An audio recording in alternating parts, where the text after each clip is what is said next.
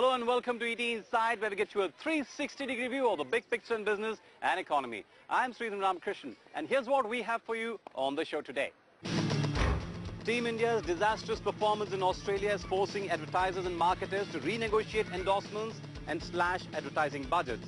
So just how much money are we talking about, and how will the game change? Will Bollywood be the biggest beneficiary of the country's growing disenchantment with cricket? We get you a sneak peek into what could change on the endorsements league tables. And cricket may be down, but it's definitely not out and never will be. Find out why the game will still rule the roost as far as advertisers and marketers are concerned. Our top story first, 2,500 crore rupees. That's how much money marketers and advertisers spent on cricket last year.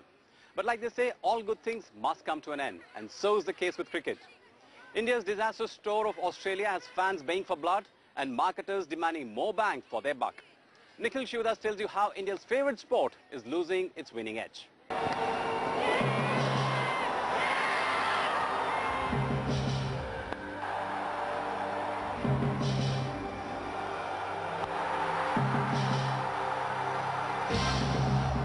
Once upon a time, a determined Team India won a fairy tale victory in the 2011 ICC World Cup. And he'll get it from Mr. Sharad Pawar, the president of the ICC. The party begins in Mumbai. A victory that turned them into the nation's darlings literally overnight. But not all fairy tales have a happy ending, as Team India was soon to find out. A string of losses since last year has turned the team into a pariah, and the country is not in a forgiving mood. My first reaction, really we are very disappointed. India hasn't performed well in the last 8 test matches overseas, so it is quite apparent that the team has some drawbacks. I am a very crazy cricket fan. I am very much disappointed. Current scenario, it so obviously looks like the team needs a complete revamp. Hey, that can be close. It is. He's got him. Sachin, the third Indian wicket, walks back to the pavilion. So why are people turning away from the country's most popular sport? Tendulkar goes for 7. The primary reason is the lack of performance. Yes, they have. Wickets are tumbling. The West Indies on the ascendant. Team India has had a string of losses since its euphoric World Cup victory. Yuvraj out for 23. It has lost its #1 test ranking to England and failed to make a comeback during the Australian tour last month. India all out for 201. Yes, a clean sweep for the Australians. The blame for this could just be because of too much cricket. This is their 8th consecutive loss overseas. The Indian team has been playing almost back-to-back matches last year, and the Asia Cup and the IPL are coming up in March and April this year. Experts believe that this hectic schedule means that the team's performance could potentially suffer in upcoming matches as well. Third wicket this morning. We have been playing the same team again and again for each and every match, I think for each and every tour, and they look a tired lot. But unfortunately, the part is that I think we don't have any players, I think, who would they play at the international level. But this may be far away. Other sports may have apex organizations that can control the way the game is played to prevent overusing players. But power in cricket lies within the individual member countries. So a central body like the ICC cannot set terms to individual bodies like the BCCI, which are free to set schedules and matches as they see fit. That problem is made worse by the fact that cricket is an economic cash cow, with the IPL by itself netting the BCCI over $4 billion or 20,000 crore rupees in 2010-11. The pressure mounts. Experts believe that the sheer numbers involved means that reforms of any kind will be unlikely in the short term. But it's out. The game has been trundling along, and it has been, as you said, generating a lot of cash for a lot of people.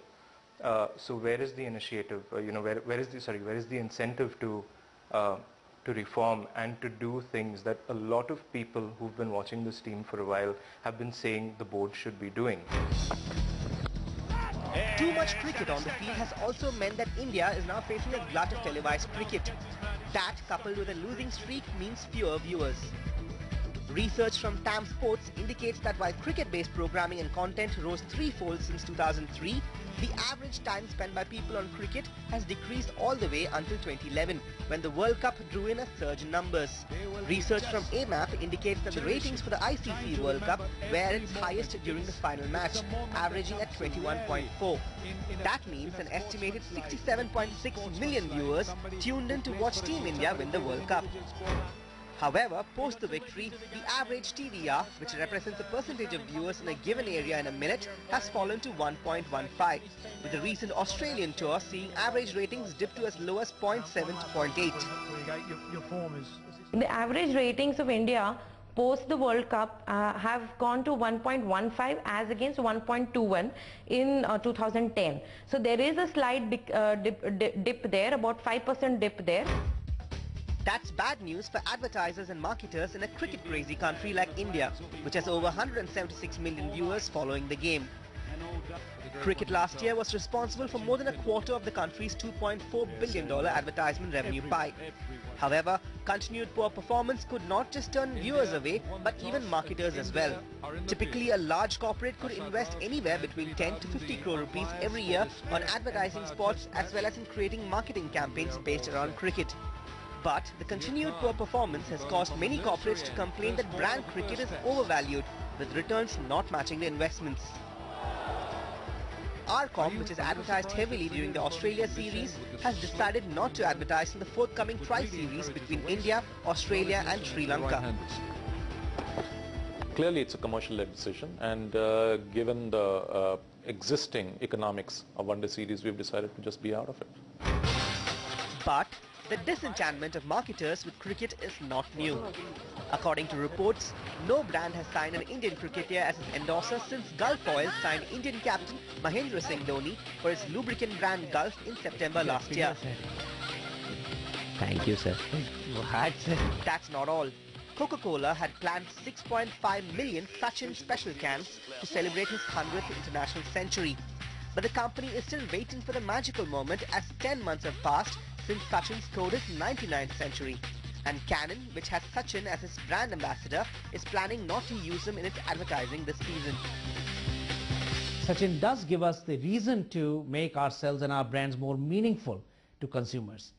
The only thing that is right now missing is the positive sentiments by which people will begin to like this communication, see this communication and absorb this communication. These positive sentiments are created by winning the cricket games.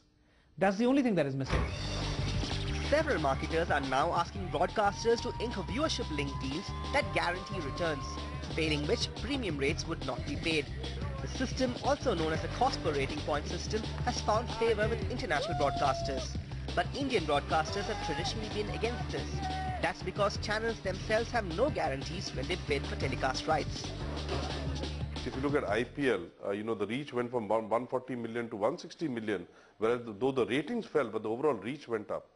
And when people buy cricket, or the premium that they pay for cricket is to build the reach and not so much so the ratings. And people need to understand that. If you see the amount of negativity which is surrounding the cricket coverage in the last few weeks because of the overseas performance, this is a natural expectation of advertisers.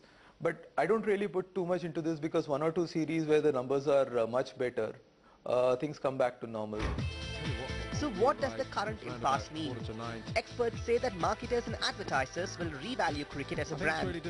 This means lower ad budgets and lesser endorsements for cricketers and lower ad rates for broadcasters. Advertising spots for the recent matches were sold for an estimated 70 to 80,000 rupees for test matches and 2.75 to 3.25 lakh rupees for ODIs.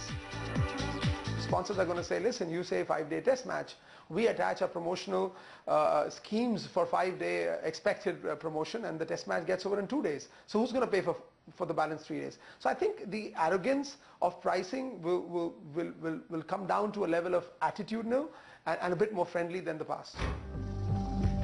Experts expect that these rates will fall by as much as 20% this year.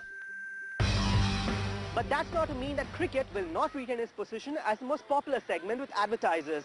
One good series could well mean that the game will turn on its head.